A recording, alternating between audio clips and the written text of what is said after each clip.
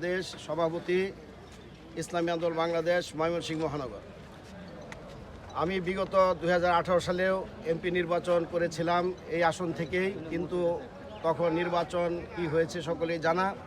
আমরা আশাবাদী 2026-এর ফেব্রুয়ারি মাসের 12 তারিখ যে নির্বাচন হবে সেটা ইনশাল্লাহ সুষ্ঠু হবে, নিরপেক্ষ হবে, এই আশাবাদ আমরা ব্যক্ত করছি।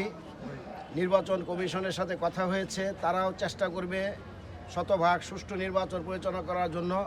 প্রশাসনের সাথে কথা হয়েছে, তারাও নিরপেক্ষভাবে তাদের দায়িত্ব পালন করবেন।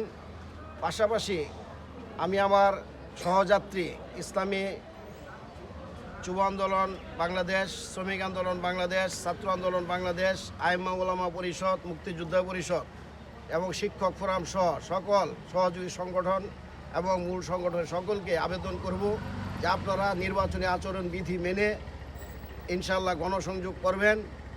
পাশাপাশি যখন প্রতীক বরাদ্দের মাধ্যমে গণসংযোগের জন্য অনুমোদন দেওয়া হবে তখন আমরা ব্যাপকভাবে গণসংযোগে লিপ্ত হব। ময়মনসিংহ সদরের যেহেতু 179টা সেন্টার রয়েছে এবং সেন্টারের ভিত্তিক যে সমস্ত লোকজন রয়েছে, কেউ যেন বলতে না পারে যে আমরা ইসলামী আন্দোলনের পক্ষ থেকে, হাত পাখার পক্ষ থেকে দাওয়াত পাই নাই। আমাদের কাজ হলো সত্যের পথে, ইসলাম দেশ মানবতার পথে মানুষকে দাওয়াত দেওয়া।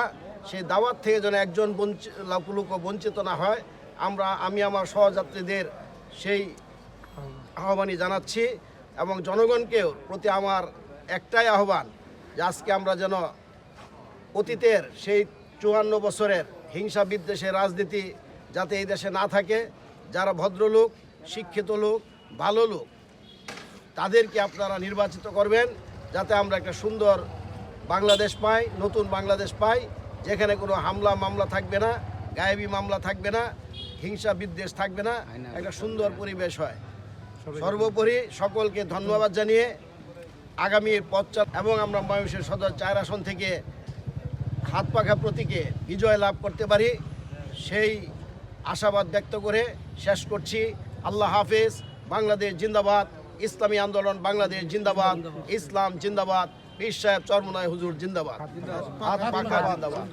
আচ্ছা, একটা কোশ্চেন ছিল। কোশ্চেনটা হচ্ছে যে আপনারা তো 8 দল একসাথে করলেন, বিভাগীয় সম্মেলন করলেন, এখন কি 8 দলের পক্ষ থেকে একজনকে দেবেন না পৃথকভাবে নির্বাচন করবেন? আসলে আমরা আজকে যে মনোনয়নপত্র আপনার উঠালাম, এটা কিন্তু আমাদের ইচ্ছা ছিল না, বিশেষ করে আমার ব্যক্তিগত ইচ্ছা ছিল না। আমাদের চিন্তা ছিল যে 8 দলীয় জোট যেটা হয়েছে সেইখান থেকে কেন্দ্রীয়ভাবে প্রতি আসন থেকে পীর সাহেব চরমনাই হুজুরের বক্তব্য অনুযায়ী এক বাক্স নীতি, যে একটি আসনে 8 দল থেকে একজন প্রার্থী থাকবে।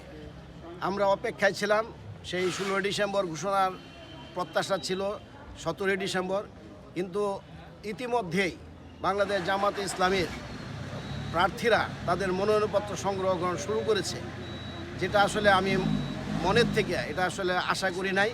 এটা একটা অনাকাঙ্ক্ষিত বিষয় মনে করি, কারণ কেন্দ্রীয়ভাবে 8 দল থেকে প্রতিটি আসনে একজনকে মনোনয়ন দিলে তাহলে আমাদের জন্য খুব ভালো হতো। তাহলে আজকে যে আমরা শুধু আমার দলের লোকজন নিয়ে আজকে মনোনয়নপত্র সংগ্রহ করলাম সেটা হতো না, বরং আরও 7 দলকে নিয়ে আমরা মনোনয়নপত্র সংগ্রহ করতাম। যেহেতু সময় খুব কম, কাজেই আমরা যেহেতু বাংলাদেশ জামাত ইসলামী অলরেডি কেন্দ্রীয় পর্যায়ের লোক থেকে শুরু করে সবাই মনোনয়নপত্র সংগ্রহ শুরু করেছে, কাজে আমরা বসে থাকতে পারি না।